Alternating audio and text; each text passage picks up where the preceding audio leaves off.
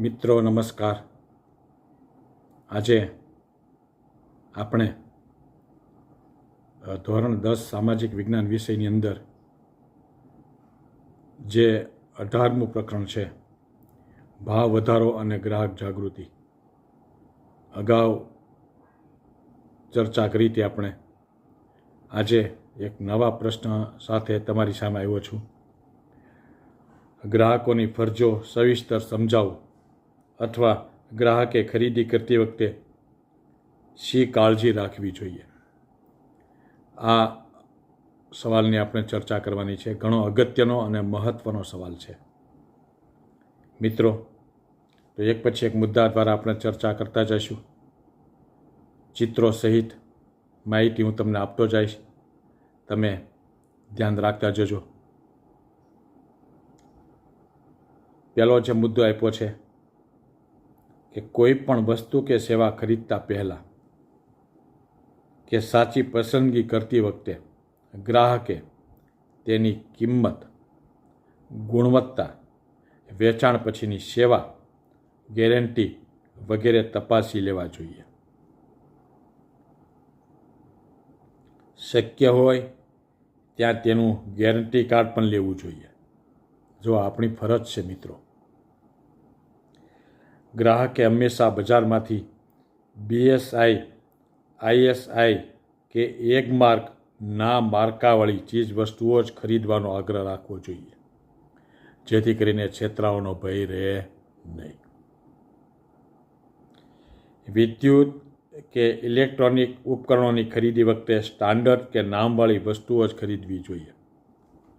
સસ્તી મળતી હોય બજારમાં, લોભાવણી જાહેરાતો દ્વારા આપણે આપવા કોશિશ કરતા હોય, આવી વસ્તુ ખરીદાય નહીં। એમાં લાંબા ગાળે નુકસાની આપણને જ છે, તો આપણે એક તકેદારી રાખવી જોઈએ, જે તમને બાજુમાં ચિત્રમાં પણ બતાવ્યું છે સામે। ત્યાર પછી ગ્રાહકે ચીજ વસ્તુની ખરીદી અંગેનો નિર્ણય લેતા પહેલાં, જો આ ખાસ ધ્યાન આપજો, શું કરવાનું કીધું છે?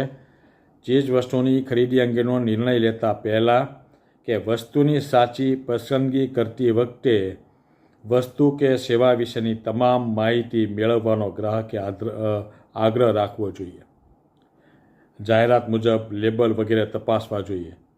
આજે તમને સામે ચિત્ર આપ્યું છે, એમાં જુઓ એ વસ્તુ તપાસે છે એવું ચિત્ર તમને બતાવ્યું છે, એટલે તમને યાદ રહી જાય કે આ મુદ્દો આમાં ઉમેરવાનો છે આપણે। ત્યાર પછી ગ્રાહકે પોતાના વર્તન વ્યવહાર દ્વારા પોતે એક સજ્જન અને પ્રમાણિક વ્યક્તિ છે તેની વિક્રેતાઓ કે ઉત્પાદકોને ખાતરી કરાવવી જોઈએ। આ પણ મહત્વની બાબત છે।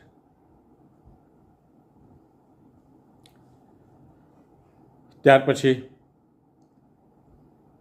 ગ્રાહકે ખરીદેલી વસ્તુ, જો ખૂબ અગત્યનું, કે સેવાનું પાકું બિલ કે નાણાં ચૂકવ્યાની અસલ રસીદ લેવાનો અચૂક આગ્રહ રાખવો જોઈએ।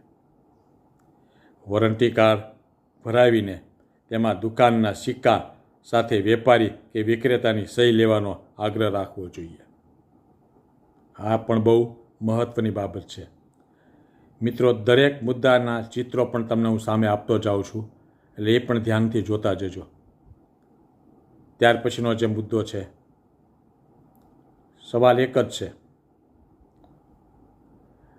ગ્રાહકોએ બિન રાજકીય અને સ્વૈચ્છિક ગ્રાહક સુરક્ષા મંડળો રચવા જોઈએ। સરસ વાત કરી છે। ગ્રાહકોની સમસ્યાઓના નિવારણ માટે સરકાર અને અન્ય સંસ્થાઓએ સ્થાપાયેલી વિવિધ સમિતિમાં એ મંડળોએ પ્રતિનિધિત્વ મેળવવું જોઈએ, જે તમને સામે ચિત્રમાં દેખાય છે। ગ્રાહકોએ તેમની સાચી ફરિયાદ માટે સંબંધિત અધિકારીને મૌખિક કે લેખિત સ્વરૂપમાં રજૂઆત અવશ્ય કરવી જોઈએ, બરોબરની બાબત છે। વ્યાપક હિતોને સ્પર્શતી ફરિયાદોના નિવારણ માટે તેણે ગ્રાહક મંડળની અને સેવાભાવી સંસ્થાઓની અચૂક મદદ લેવી જોઈએ, જે તમને ચિત્રમાં બતાય છે. ત્યાર પછીનો જે મુદ્દો છે, ગ્રાહકે મુખ્યત્વે ખાદ્ય પદાર્થો, જો બહુ અગત્યની બાબત છે. શું કીધું? ગ્રાહકે મુખ્યત્વે ખાદ્ય પદાર્થો અને દવાઓ ખરીદતી વખતે તેમની કિંમત, પેકિંગ, ચોખ્ખું વજન, અંતિમ તિથિ, ઉત્પાદકનું નામ, સરનામું વગેરે જોઈ, તપાસી અને ચકાસી લેવા જોઈએ, જે તમને સામે ચિત્રમાં બતાય છે. એ રીતનું આખું ચિત્ર છે, જુઓ. વસ્તુની ખરીદીમાં ગ્રાહકે માલની ગુણવત્તા સંદર્ભે કે માલની સલામતીના ધોરણોમાં કોઈ પણ પ્રકારની બાંધછોડ કે સમજૂતી ન કરવી જોઈએ. આ પણ મહત્વની બાબત છે.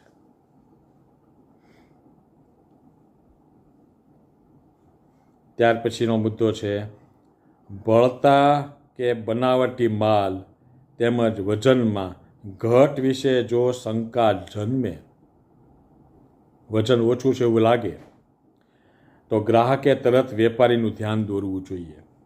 વેપારી ફરિયાદના નિવારણમાં વિલંબ કરે તો સત્તા મંડળ કે કોર્ટ સમક્ષ દાદ માગતી અરજી કરવી જોઈએ. બહુ સરસ વાત કરી છે. આ સામે ચિત્ર પણ દેખાય છે તમને, જુઓ.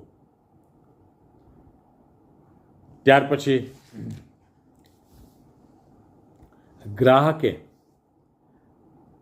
આકર્ષક જાહેરાતોથી લલચાઈને, અમુક જાહેરાતો આવતી હોય ને, લોભામણી જાહેરાતો જેને કહેવાય, દેખાદેખીથી કે સેલમાંથી બિનજરૂરી ખોટી ખરીદી ન કરવી જોઈએ. અત્યારે ઘણાના આગ્રહ હોય, સેલમાં જાય, હાલો સારી સસ્તી વસ્તુ મળશે એમ માનીને. આમાં જો ચોખ્ખું કીધું છે આપણને, પોતાની જરૂરિયાત પૂરતી જ વસ્તુ ખરીદવી જોઈએ.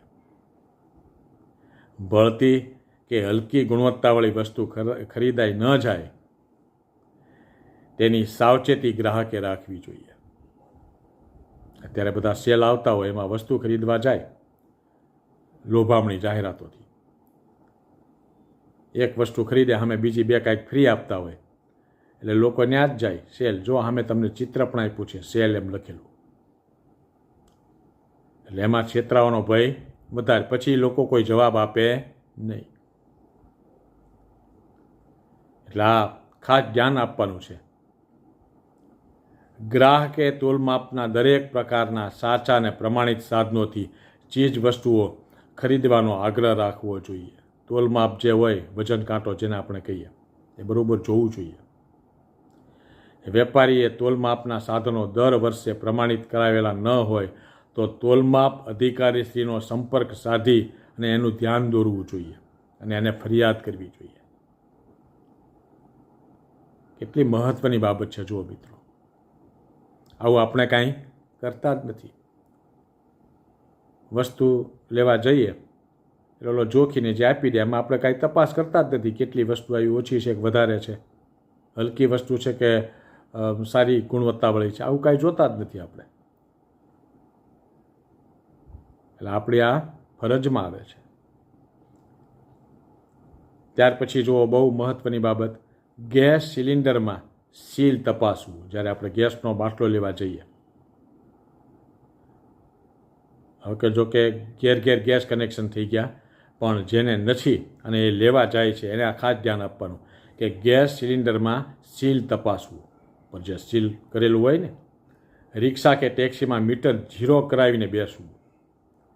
મોટા શહેરોમાં જે રિક્ષાઓ કે ટેક્સીમાં મુસાફરી કરતા હોય તો એ મીટર ચેક કરવું અને પછી બેસવું. વાહનમાં પેટ્રોલ કે ડીઝલ ભરાવતી વખતે પંપના ઇન્ડિકેટર પર ઝીરો મીટર રીડિંગ જોઈ લેવું.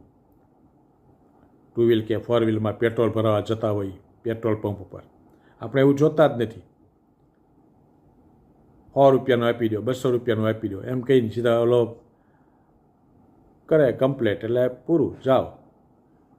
પછી 1-2 દિવસ થાય એટલે આ તો ઘડીકમાં પૂરું થઈ ગયું, પણ ઓલાએ ઓછું આપ્યું હોય. એટલે રીડિંગ જોઈને લેવું જોઈએ, તો આપણને ખબર પડે કે ઝીરો રીડિંગ હતું, આટલું પેટ્રોલ આવ્યું છે. બહુ અગત્યની માહિતી છે મિત્રો આ બધી. તેમજ સાધનમાં કેરોસીન લેતી વખતે માપિયાના ફીણ નીચે બેઠા પછી પૂરેપૂરું ભરીને ખરીદવાનો આગ્રહ રાખવો જોઈએ. ગામડાઓમાં જે કેરોસીન મળતું હોય, હવે તો ઓછું થઈ ગયું છે, એટલે એ જ્યારે કેરોસીન ભરતા હોય ત્યારે અંદર ફીણ આમ વધે, એટલે સીધો આપણને આપી દે, લ્યો થઈ ગયું 5 લીટર 2 લીટર જે હોય. પણ એ ફીણ નીચે બે તો પાછું એમાં ઓછું થઈ ગયું હોય. આપણે ઉપરના ફીણ આવ્યા એટલે આપણે એમ લાગે કે હા આખું ભરાઈ ગયું કેમ. એટલે આ બધું જોવું જોઈએ. વીજળી, ટેલિફોન, વીમો, બેંક, ટ્રાવેલિંગ, પંચાયત, ખાનગી ડાક્ટરી સારવાર વગેરેની સેવાઓ ખામીયુક્ત જણાય તમને, તો તેનાથી પોતાને થયેલા આર્થિક, શારીરિક અને માનસિક નુકસાનની માહિતી ગ્રાહકે ગ્રાહક સુરક્ષા સંસ્થાને પહોંચાડવી જોઈએ. સામે ચિત્ર આપ્યું છે. સેવા સંસ્થા વિરુદ્ધ ફરિયાદ દાખલ કરવી.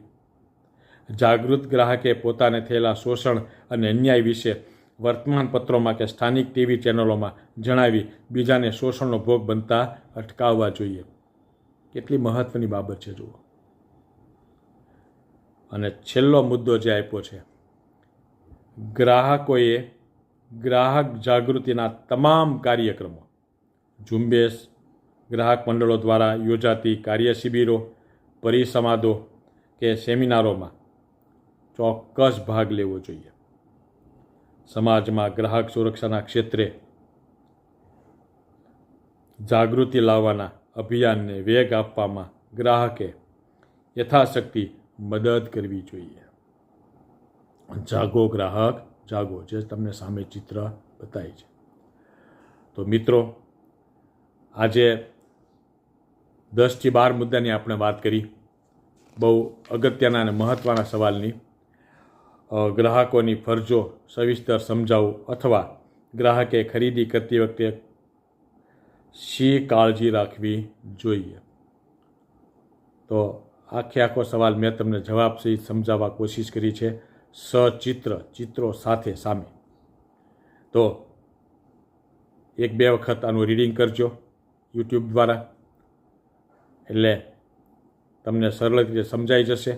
આ જ પ્રકરણનો અગાઉ પણ એક ભાગ મૂકેલો છે, ભાવ નિયંત્રણ એ બધું, ભાવ વધારાના કારણો, ભાવ નિયંત્રણ શા માટે, આનો આખો મુદ્દો મૂકેલો છે સ્લાઇડ તૈયાર કરીને, એ પણ જોઈ લેજો.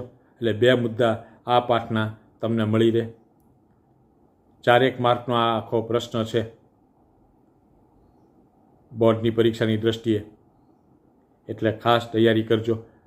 આમ તો દરેક પરીક્ષામાં તમને ઉપયોગમાં આવશે. એકમ કસોટી હોય કે પ્રથમ કસોટી હોય કે દ્વિતીય કસોટી હોય કે પછી બોર્ડની હોય, તો એ રીતે આ તૈયારી કરીને તમારી સામે મૂક્યું છે. તો હું એવી આશા રાખું છું કે આ તમે ખાસ તૈયાર કરજો. ધન્યવાદ. આભાર.